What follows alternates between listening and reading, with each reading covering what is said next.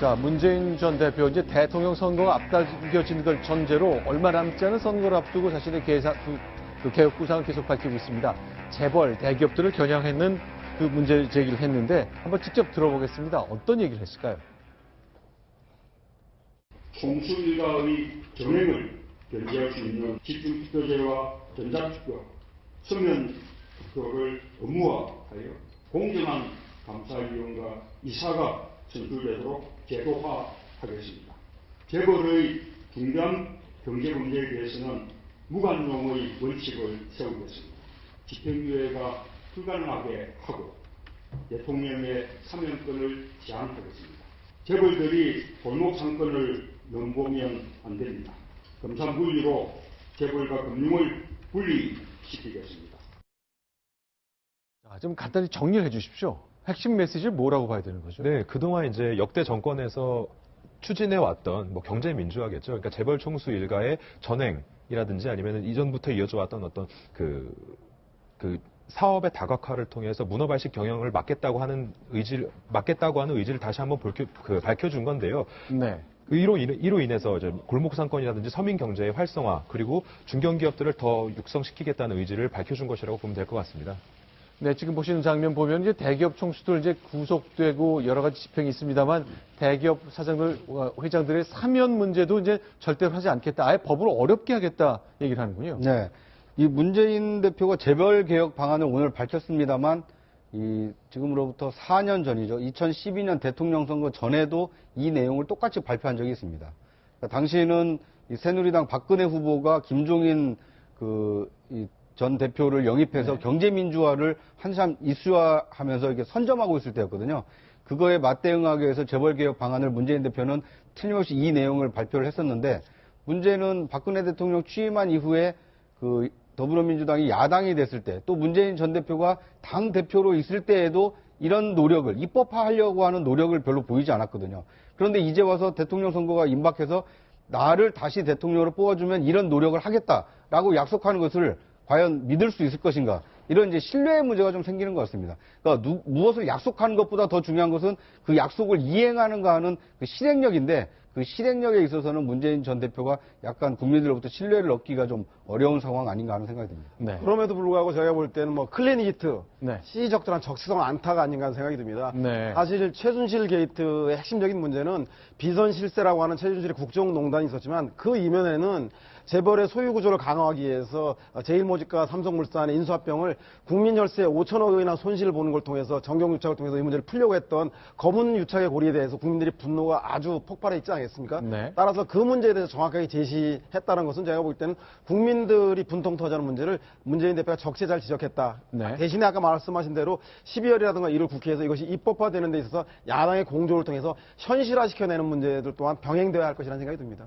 그러면 이제 대통령 선거까지 몇 달 더 남았는데 그러면 이제 이번 국회에서 이거 입법화할 수 있는 겁니까? 충분히 할 수 있습니다. 네. 그러니까 왜냐하면요, 이게 2012년 대선 때 박근혜 대통령의 공약이기도 하고 문재인 후보의 공약이기도 했기 때문에 지금은 이미 여소야대 상황 아닙니까? 그러니까 더불어민주당이 지금 원내 1당이고 새누리당이 집권 여당이지만 원내 2당으로 지금 떨어져 있고 또 네. 과반에도 못 미치고 실제로 또 3분의 2도 안 됩니다. 새누리당이. 네. 그렇기 때문에 야3당 또는 야4당이 공조를 해서 이번만큼은 이 네. 최순실 게이트로 불거진 재벌 개혁을 다음 대선까지 기다릴 필요가 뭐 있습니까? 국민을 네. 위한 일이라면 지금이라도 빨리 서둘러서 입법하자. 합의를 하면 할 수 있는 일인데 지금 하겠다라는 얘기보다는 내가 대통령 되면 하겠다. 이렇게 약속을 하니까 약간 좀 공연불이 될 가능성이 높은 거 아니냐. 헛공약 아니냐. 이런 의구심을 사고 있는 겁니다. 자, 일단 문재인 대표는 현역 의원이 아니니까 어쨌건 동료 의원들 그리고 가까운 의원들을 통해서 한번 해보자. 뭐 내가 꼭 대통령 공약에서 클린히트를 안 치더라도 당신들이 먼저 하십시오. 이거 몇 달이라도 먼저 하는 게 좋습니다. 라고 할 수도 있고 과연 새누리당이 어떤 반응을 내놓을지 모르기 때문에 정말 다양한 변수들이 남아있는 것 같습니다. 일단 문재인 전 대표 대기업 개혁 관련된 얘기를 내놨습니다. 그러나 역시 선두주자로 있기 때문에 많은 동료 야당 후보들한테 공격을 많이 받고 있거든요. 어떤 장면들이 있는지 저희가 영상으로 준비해봤습니다. 같이 보겠습니다. 참여정부는 정책적으로 또 많은 실패를 했습니다. 민정 수석이라든지 또는 비실장으로 일했던 문재인 대표도 그 책임으로부터 자유롭지 못하다. 한 정파가 당을 독점하는 이런 패권주의적 이런 당의 운영에 대한 우려가 저는 더 커질 수밖에 없다. 이번에 연습 삼아 나온 거 아니냐. 근데 형인 문재인 후보가 하는 거 아니냐. 경선의 구체적인 무대가 만들어지고 그 무대에서 어떠한 지도력을 갖고 정책 현안들을 요리할 거냐. 서로 간에 한번 경쟁해보자. 지금 할 수 있는 일, 대선 후에 하지 않은 사람들 부끄러운 줄 알아야 합니다. 더민주의 가장 확률이 높은 후보가 문재인 전 대표라고 합니다. 두 당 후보 중에서 누가 더 정직한가, 누가 더 유능한가, 누가 계속 책임져 왔는가. 박원순, 안희정, 안철수 세 후보가 역시 문재인 대표를 겨냥한 발언을 계속 쏟아내고 있습니다. 그런데 지금 얘기 들어보니까 좀 퍼뜩 든 생각인데요. 박원순 시장이 이제 문재인 대표 겨냥한 건 최근 한 2, 3일 사이에 계속 있었던 현상인데 참여정부는 정책으로 실패했다. 비서실장인 문재인 후보도 책임이 크다라는 얘기를 지난 9년간 애써 참으시다가 이제 꺼낸 거 아닙니까? 저 이런 얘기는 처음 들어봤거든요. 그렇죠. 그러니까 지금 너무 급한 나머지 네. 앞선 후보를 자기의 주특기로는 좀 앞서가기 어려우니까 네. 앞서가는 후보가 자격이 없는 것을 이제 좀 드러내고 있는 거거든요. 네. 어떻게 보면 이제 좀 더티게임에 빠졌다, 더티게임의 유혹에 박원순 시장이 좀 빠졌다 이렇게 볼 수 있을 것 같은데요. 이제 그렇게라도 해서 문재인 불가론을 확산시켜야 네. 그러면 문재인 전 대표는 책임이 있으니까 유력한 대선 주자에서 내려와야 되고 그러면 누구냐? 그럴 때 이제 박원순도 있습니다. 이제 이 얘기를 지금 하고 싶은 거죠. 서영원 소장님. 네. 그런데 이제 후발 주자들 좀 다급하잖아요. 원래는 연말에 있을 줄 알았는데 생각보다 대선이 갑자기 당겨질 가능성이 커졌기 때문인데요. 원래 이제 문재인 전 대표는 좀 여유 있게 뭐 경선을 마음대로 합의하십시오. 내가 다 따라가겠습니다 하는 분위기거든요. 근데 그래도 저런 얘기를 들으면은 어떨까요? 오히려 제가 볼 때는 문재인 전 대표로서는 네. 오히려 야당 주자들의 분발이 네. 본인에게 본선에서 유리하기 때문에 지금 현재 1등 주자로서 경선 룰부터 시작해서 어떤 것도 받아들이겠다고 하는 여유 있는 모습을 보이지 않겠습니까? 네. 따라서 제가 볼 때는 문재인 전 대표로서는 현재 야권 주자들의 강력한 경쟁 구도를 형성하는 것들이 결과적으로 본선에서 나쁠 것 같지 않기 때문에 제가 볼 때는 상당히 즐기는 국면이라고 볼 수 있겠습니다. 그래서 야당 주자들이 서로가 다름을 통해서 시너지를 네. 이뤄내서 현재 어느 주자도 더불어민주당의 40% 지지율에 못 가고 있지 않습니까? 네. 따라서 그 대선 주자들의 지지율의 합이 네. 40%의 정당 지지율을 가기 위해서는 보다 더 역동성 있는 네. 야권 주자들, 야당 내의 경쟁이 치열해져야 되기 때문에 제가 볼 때는 문재인 전 대표는 이런 경쟁 구도를 내심 환영하고 있을 거라는 생각이 듭니다. 공격은 받고 있지만 내심 환영할 수 있을 그렇습니다. 것이다. 이렇게 보셨고요. 다만 이제 안희정 충남지사 인터뷰한 거 보니까 내가 1등 할 것이다 이렇게 단언했군요. 네. 자신감이죠. 그렇습니다. 자신감을 강하게 표현했는데요. 특히나 그 마라톤이나 이런 경주에서 앞에서 일정 그 구간만 이제 그 페이스를 끌어주는 그런 사람들을 페이스메이커라고 하는데요. 이제 그 초반에 이제 지금 현재 1위를 달리고 있는 문재인 전 대표가 페이스메이커다. 그래서 결과적으로 1등은 하지 못할 것이고, 아직은 현재는 뒤쳐져 있지만 내가 결승선을 통과할 것이다라는 말을 했고요. 네. 또 하나 여기에 덧붙여가지고 문재인 전 대표보다 오히려 안희정 지사가 정당 경력도 앞서고 정치 경력도 앞서고 있다. 그리고 무엇보다 그럼에도 불구하고 젊다. 이번에 모든 걸 다 걸겠다고 했는데요. 이게 안희정 지사에 대해서는 차기가 아니라 이번 대선이 아니라 차차기, 즉 다음 대선 주자 아니냐라는 그런 이야기들이 있는데 이게 긍정적인 평가보다는 오히려 지금 현재 대권 주자에게는 부정적인 그런 평가로 갈 수가 있습니다. 그러다 보니까 난 다음 아닙니다. 나도 이번입니다. 내가 문재인 대표를 이길 수 있습니다. 라는 강력한 이야기를 오늘 했습니다. 네.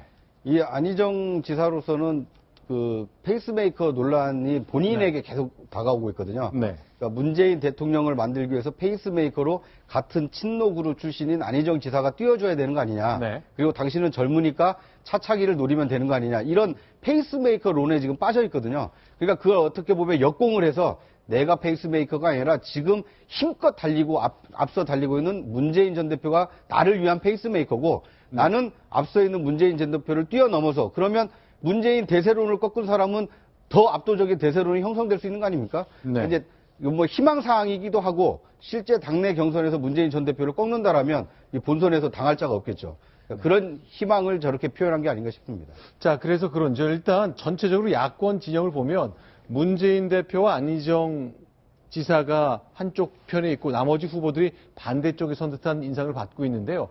적어도 이제 안희정 지사가 어제 오늘 했던 얘기를 보면 어떨 때는 친노 패권주의라는 것을 뭐 없다 할 수는 없다는 취지로 얘기를 했다가 또 반대쪽 얘기를 해놓기도 합니다. 두 가지 좀 혼재된 메시지가 있었는데요. 저희가 함께 묶어봤습니다. 당에서 일어나는 이러저러한 문제에 대해서 문재인 후보에게 문제의식과 문제제기를 하고 있는 것은 또 그것마저 너무 또 비판할 수는 없는 거라고 생각을 합니다. 문재인 후보께서도 이 문제를 풀기 위해서 같이 좀 나서주셨으면 합니다.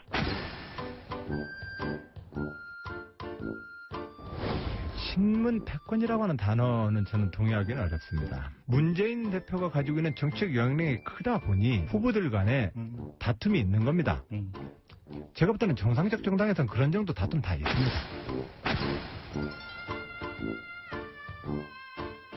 네, 안희정 지사가 네. 친문 패권이 있다 그랬다 없다 그랬다 이렇게 왔다 갔다 하는 걸 좀 비치는데 네. 사실상 저 말들의 본 뜻은 네. 제가 볼 때는 정당 정치라는 게 다수결로 정리되고 있지 않습니까? 다수결이 최선 진리는 아니지만 네. 합의할 수 있는 최선의 방법이기 때문에 다수결에 의해서 하는 것들을 갖다가 다수파를 패권이라고 하는 것들은 네. 소수파가 다수파가 되기 위한 또 다른 논리이기 때문에 네. 저는 올바르지 않다는 지적인 것 같고요. 다만 그 소수파가 다수의 결정에 대해서 승복하기 위해서는 그 과정이 정당하고 설득력이 있어야 되는데 아마도 민주정책연구원에서 개헌 보고서들을 보면 문재인 전 대표에게 유리하게 마치 후보가 확정돼 있는 것처럼 비춰지는 네. 이런 것들을 하면 나머지 주자들이 문재인 전 대표가 설령 이기더라도 그것을 승복할 수 있겠느냐, 절차와 과정조차도 승복할 수 있는 투명성이 보장돼야 한다라고 하는 문제 제기지 문재인 전 대표가 패권이라고 하는 데까지는 동의하지 않는 것 같다라는 생각이 듭니다.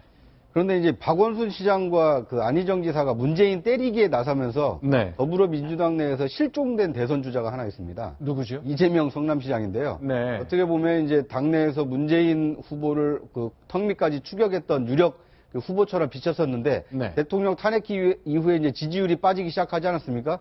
그 이후에 박원순, 안희정 또 다른 당내 이 잠재 주자들이 이 문재인 전 대표와 각을 세우면서 목소리를 높이다 보니까 이재명 성남시장은 조금 이렇게 기운이 뭐랄까요, 언론 노출도 좀 떨어지고 지지율에서도 상당히 반전을 못하고 좀 하락하고 있는 모습입니다. 일단 문재인 전 대표 얘기하는 거 보니까 일단 내가 먼저 하고 박원순, 안희정 이런 분은 내가 대통령 됐을 때 장관 시켜가지고 다 국정 경험을 더 하게 해서 더 키워보겠다 이런 메시지니까 내가 잘 될 테니까 너무 그러지 말아라 하는 메시지 같군요. 어쨌건 패권주의라고 하는 것 관련된 얘기도 내놨습니다만 친문이 너무 많지 않느냐. 나는 패권을 추구한 적이 없다. 이렇게 정리를 했습니다. 자, 야당 뉴스 좀 정리하고요.